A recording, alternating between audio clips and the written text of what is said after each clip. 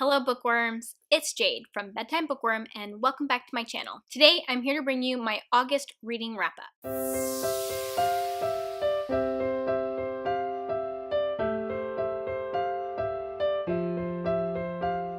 So this month, you guys are getting a more traditional style wrap-up. I got to the end of the month and I realized I hadn't filmed any reading vlog clips for my wrap-up. I had a pretty busy month, especially towards the end of the month, and at the end of the month is kind of when I finished all the books that I was reading. So it just didn't work out to do it vlog style this time, but I do plan to go back to vlog style when I can. As you can see, I have a new area that I'm filming in. I talked about this in my Get Ready With Me that I did for my 1,000 subscriber Q&A, which I'll link for you if you're interested. But my husband and I just bought a new house, and the last week of August is when we were moving in. We are still in the process of moving in. The rest of the house is not unpacked.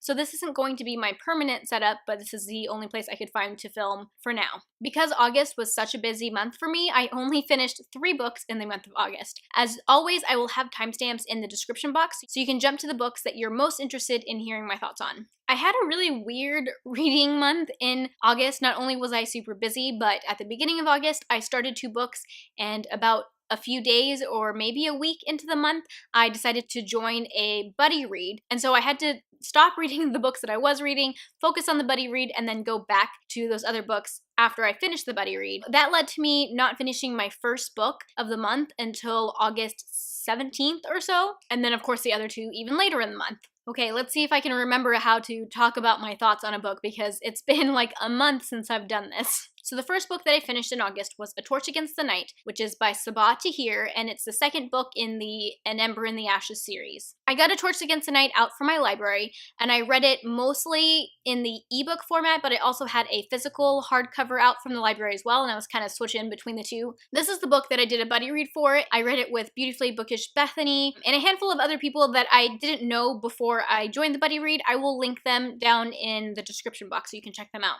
This book wasn't technically on my TBR, but it was a series that I planned on continuing. I read An Ember in the Ashes, I don't know, when it first came out, I guess, and then I read it again last year, right before A Torch Against the Night came out, because I wanted to reread it so that I would be prepared to continue on in the series, and then somehow I never continued on the series. It's not the first time I've done that. I need to be better about continuing, especially when I reread the first book or the previous book, because otherwise I'm rereading for no reason. Although I will say, if I reread something, even if I don't continue right away, I definitely remember the first book better just because I've read it twice, even if it's been a while. That being said, I still wish I had read A Torch Against the Night closer to finishing An Ember in the Ashes, because while I didn't feel like I was missing anything big, there were still a lot of references to things that I knew vaguely what they were talking about, but I feel like I didn't remember all the details that I could have remembered. So I definitely recommend trying to read these books close together if you can, because I really think that would enhance the experience. I guess if you don't know what An Ember in the Ashes is, I should mention a little bit about that. An Ember in the Ashes is a YA fantasy series. The world in the series is like Roman inspired, so there's a lot of violence, and it's about 2 main characters. One is Laia, and at the beginning of the first book, her brother gets taken away and put into prison because he's part of the rebellion, and Laia wants to break him out. So she becomes a spy for the rebels because they've agreed to help her break her brother out if she helps them. The other main character is Elias. He is a student getting ready to become a mask, which is an elite type of warrior or fighter in this society, but he absolutely hates being a mask. He is tired of all the violence and he wants to escape, but nobody escapes from being a mask. You're a mask for life. And in the first book, their 2 stories intertwine, and I don't think I want to say any more than that. While I do love the world in this series, it's not my favorite part of the series. It's good, but my favorite part about the series, or at least the first 2 books that I've read, are the relationships between all of the characters. Yes, there are some romantic relationships. If you aren't into love triangles, I don't know if I would recommend this series, because there are definitely multiple love interest going on, although I wouldn't call it a triangle, maybe more like a rectangle.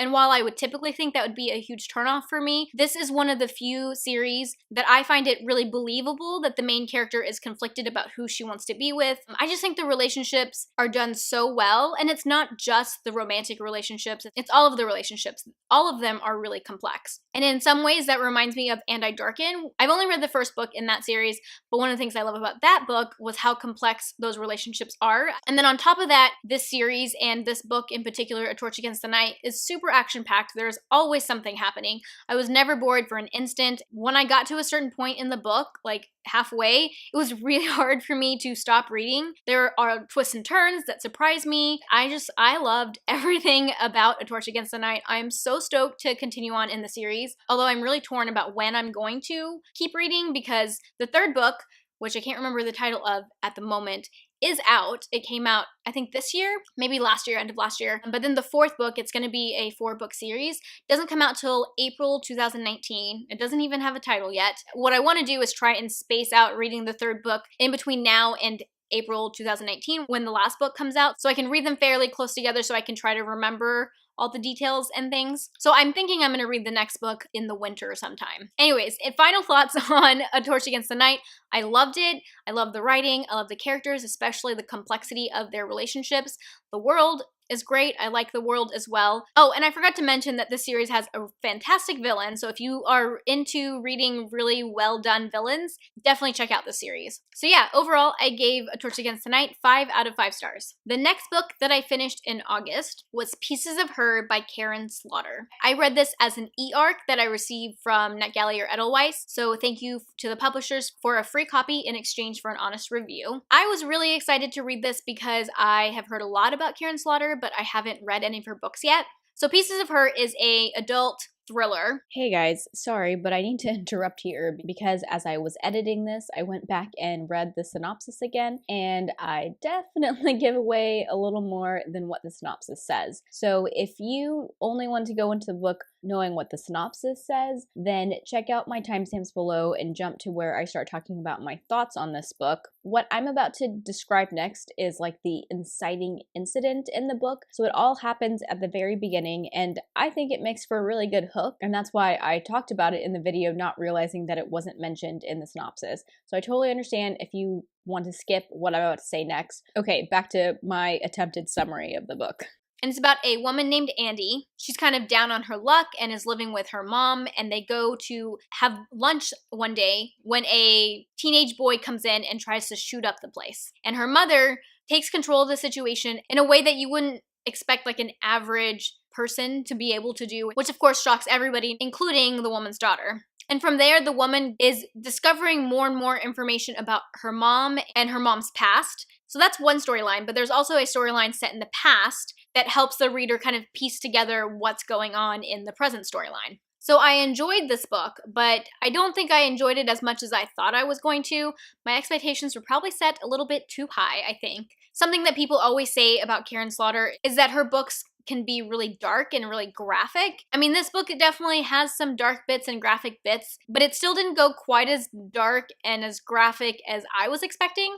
I don't know what that says about me as a reader, but I was just expecting it to be a lot darker than it ended up being. That being said, I still really enjoyed this book. Andy was a really interesting character. Her mother, a super interesting character. Future Jade popping in one more time to add something. I love that this book explores mother-daughter relationships. That's one of my favorite themes that I love to read about, and this one does it in a slightly different way than I've read before. What this book really explores is how well do we know our parents? And this is something that I think about sometimes. Now that I'm 30 and may possibly still have kids in the future, sometimes I think about how my parents had full lives before they had me, like 24, 25 years of life before I was born. And when you're a kid, you only know your parents as your parents. You think that they've always been the way that they are. You don't really think about who they were before they became parents. And that's sort of what this book explores, and I really loved that. The story went places that I wasn't expecting. There were definitely lots of twists and turns and surprises, you know, typical thriller things, and I thought that they were well done. Like, there wasn't anything that was super cheesy or things about the plot that really bothered me. The only thing that really bothered me was something related to Andy's personality. So she tends to be a really quiet person and she doesn't talk very much. And that's built up to be as just like part of her personality. Like she's just very closed off, and if she can, she just won't talk. And sometimes that could be really frustrating because she would be in situations where people were literally asking her direct questions and she like didn't know what to say, so she just wouldn't say anything at all. In some of those instances, it felt like that was there to progress the plot, and I just found it frustrating because I was like, these people are asking you questions. Why are you not saying anything? But at the same time, I understand that it was part of her personality to be that way, but as a reader, I did find it frustrating sometimes. Other than that, I feel like I really enjoyed this book. It, like I said, wasn't quite as dark as I was expecting, but it was still a really good thriller, and I am excited to try more Karin Slaughter. If you guys have read her other books and this one, let me know if you think her other books are more dark than this, or if this is like what I should expect from Karin Slaughter, which is totally fine. And I'm not giving it 4 stars just because it didn't go as dark as I thought. That's just my rating as far as how much I enjoyed the book overall. I guess I don't remember if I said, but I gave it 4 stars. And then the very last book that I finished in August, I finished this on the very last day of August, is of course my Watt-along or Wheel of Time read-along book, and that was The Path of Daggers by Robert Jordan, which is the 8th book in the Wheel of Time series. I am going to do a separate non-spoiler review as well as a spoiler-filled book diary for this. At least I hope so. I haven't started on either of those things yet because of the move and everything. So I'm going to keep my thoughts pretty concise here. Overall, I enjoyed this book. I gave it 4 out of 5 stars. It is the first Wheel of Time in my reread so far that I've given 4 stars. All the rest have been 5 stars, which, as you guys know, I am a little biased because the series is my favorite and I have a lot of nostalgia. So always take my rating of these books with a grain of salt as far as objectiveness. But it definitely has been my least favorite of the series so far. It was much more slow-paced. I don't feel like too much exciting things happened. Like, a lot of little things happened, but there wasn't a big grand finale like I feel like there has been for every other book in the series so far. There was a lot of character building and setup of things, but as far as this installment in the series, it was the weakest for me. That being said, of course, I still really enjoyed it and I had fun reading it. It just doesn't compare or live up to the other books in the series so far. And this is the part of the series, book 8 through 10-ish, that people tend to struggle with a little bit more. And so in some ways, I was kind of expecting that this book would be slower. Roy and I have already done our live show discussion of The Path of Daggers, which was on my channel. I'll link that for you if you guys have read it and are interested. I think those are all the things that I have to say about what I read this month. Hopefully this video is shorter than my normal wrap-ups because there was only 3 of them. If you guys have read any of these books or you want to read any of these books, let me know down in the comment section so we can discuss it. If you like this video, be sure to give it a thumbs up and subscribe to my channel if you like bookish content. I post 1 to 2 times a week. That is all I have for now. Thank you so much for watching, and until next time, bookworms, keep reading. Bye. Today, I'm here to bring you my August. I typically, so far this year, I've done mostly bleh. In some ways that reminds me of, and so I want to, but just as a, what is